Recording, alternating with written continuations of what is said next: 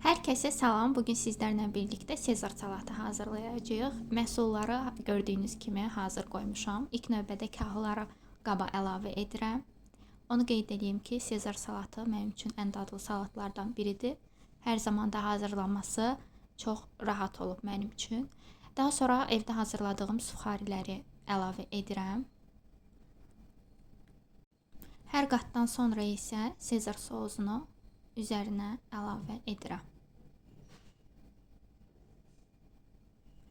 Daha sonra qızartdığım toyuq filesini əlavə edirəm. Əvvəldə də qeyd etdiyim kimi hər qatın üzərinə Sezar sosunu əlavə edirik. Daha sonra doğradığım pomidorları üzərinə əlavə edirəm.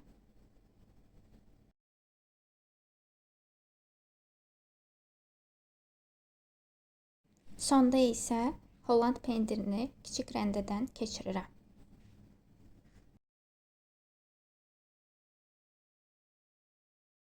Salatımızın son halı isə budur. Siz də hazırlayın, siz də nuş edin. Əminəm ki, bu formada hazırlamaq sizin üçün də çox rahat olacaq. Abunə olmağı, bəyənməyi unutmayın. Hələlik.